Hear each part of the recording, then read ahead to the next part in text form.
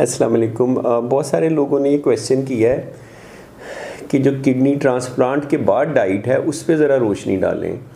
मैंने chronic kidney disease पे CKD पे बहुत सारी वीडियो बनाई है, उसकी डाइट पे, ग़िज़ा पे कि कैसे लेनी है, उसमें पानी का इस्तेमाल कितना है, प्रोटीन कितनी है, सारा कुछ। तो जो ट्रांसप्लांट के बाद लोग होते हैं उनमें किडनी डाइट क्या होनी चाहिए या उनमें जो ग़िज़ा है उनकी कैसी होनी चाहिए। तो मैं आपको पता है कि रेगुलर वीडियो बनाने से ज़्यादा समझाने की कोशिश भी करता हूँ कि अंडरलाइन कॉन्सेप्ट समझ आए। तो these videos are equally valuable for doctors as well, for fellows as well, ताकि उनकी अंडरस्टैंडिंग थोड़ी सी क्लियर होती है। अब जब ट्रांसप्लांट होता है तो 3 चीज़ों का रिस्क बढ़ता है। इन्फेक्शन का रिस्क आपका बढ़ सकता है, आपने इसको कम रखना होता है क्योंकि आप जो मेडिसिन देते हैं इम्यूनोसप्रेसेंट्स वो इन्फेक्शन का रिस्क बढ़ाती हैं। दूसरा, आपका वज़न बढ़ सकता है क्योंकि स्टीरॉइड्स देते हैं उससे भूख ज़्यादा लगती है, कुछ मेडिसिन का इफेक्ट होता है तो आप खाते ज़्यादा, वेट बढ़ता है। तीसरा, शुगर का रिस्क बढ़ सकता है। कुछ लोगों को तो पहले ही डायबिटीज़ होती है, कुछ में डायबिटीज़ का रिस्क, जैसे टेक्रोलोमस है, one of the medication has been associated with increase weight. तो आपने ये सारी चीज़ें ज़हन में रखनी होती हैं और फिर आप डाइट की बात करते हैं। तो सबसे पहले तो ये कि डाइट में करने की क्या चीज़ें हैं, टू डूज़ क्या हैं, कि कौन सी चीज़ें आपको करनी चाहिए या डाइट किस तरह से लेनी चाहिए उसकी बात करेंगे। फिर वीडियो के दूसरे हिस्से में जो चीज़ें नहीं करनी चाहिए उसकी बात करेंगे।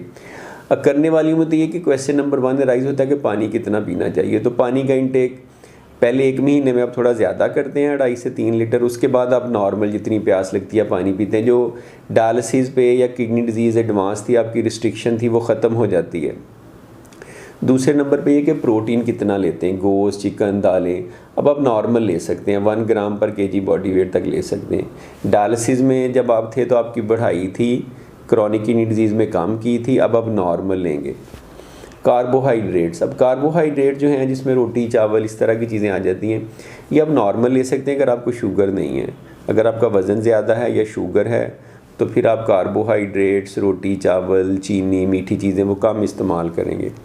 आगे आ जाता है फ़ैट, जो चर्बी वगैरह है, ऑयल है, ये आप कितना इस्तेमाल कर सकते हैं, ये कम करना चाहिए क्योंकि जो आप कुछ ड्रग्स लेते हैं, आपका वेट बढ़ता है तो आपका कोलेस्ट्रॉल बढ़ सकता है, आपका फ़ैट कंटेंट जिस्म में बढ़ सकता है। तो आप लो फैट डाइट लेते हैं प्रेफरेबली, वो आपके लिए वैसे ही फ़ायदेमंद है, दिल के लिए भी।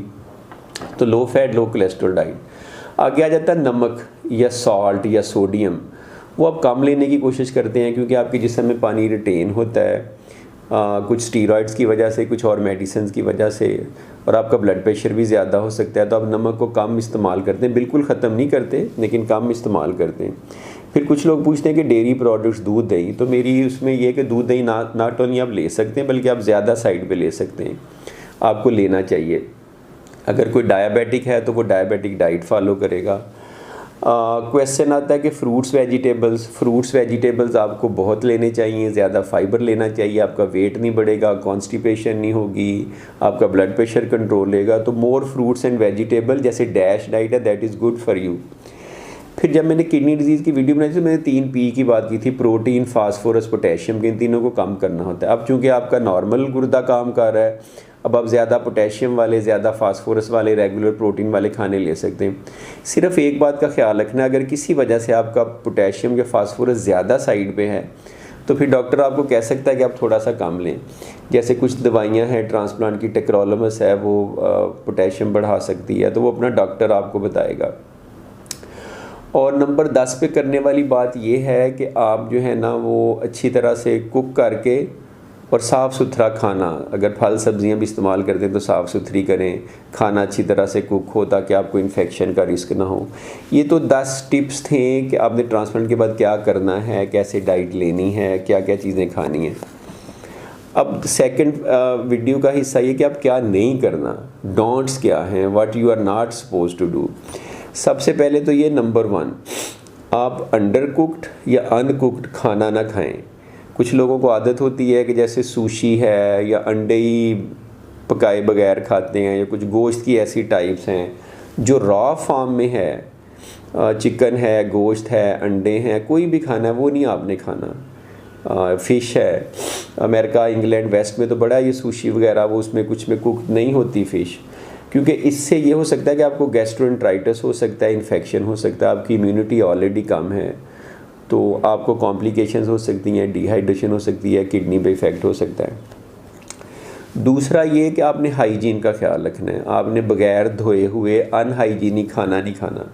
जैसे बाहर से रेडियों से आप दही भल्ले खा रहे हैं और चाट खा रहे हैं, इस तरह की चीज़ें आपने नहीं खानी, गंदी चीज़ें नहीं खानी। अगर फल सब्ज़ी भी लिया तो उसको अच्छी तरह से धो के इस्तेमाल करना है और कुक्ड अच्छी हाइजीनिक चीज़ें खानी हैं। नंबर 3 ये कि जो सैलड्स हैं, आप मुख्तलिफ़ जगहों पे जाते हैं, हाई टीज़ या बफ़े पे वो सैलड बार भी होती है, वो salad is the major source of infection. तो अगर आपका ट्रांसप्लांट हुआ है तो आपने वो जो सलाद है और उसकी ड्रेसिंग है वो इस्तेमाल नहीं करनी। उससे इन्फेक्शन का, गैस्ट्रोएंटेराइटिस का, साल्मोनेला, शिगेल्ला, कंपाइलोबैक्टर, इक्वल बहुत चांसेस हैं, वो आपने इस्तेमाल नहीं करना। चौथे नंबर पे ये कि 2 फल ऐसे हैं, अनार और ग्रेप फ्रूट, यानी पोमीग्रेनेट और जो चकोतरा या संतरा होता है, इसका इंटरेक्शन होता है ट्रांसप्लांट की दवाइयों से, टेक्रोलोमस वगैरह से, ये आपने इस्तेमाल नहीं करने। इनका जूस भी इस्तेमाल नहीं करना क्योंकि वो भी इंटरेक्ट करेगा, दवाई का लेवल ऊपर नीचे हो जाएगा।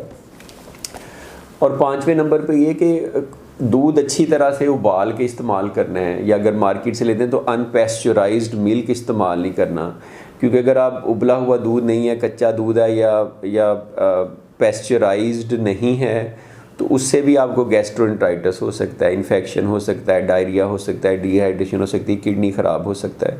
तो बॉटम लाइन ये कि आपने साफ़ सुथरी अच्छी तरह से पका के हाइजीनिक खाने इस्तेमाल करने हैं और ग्रेप फ्रूट और अनार का इस्तेमाल और उसके जूस का इस्तेमाल नहीं करना। तो this is a complete video जो ट्रांसप्लांट के बाद आपकी डाइट होनी चाहिए। Thank you.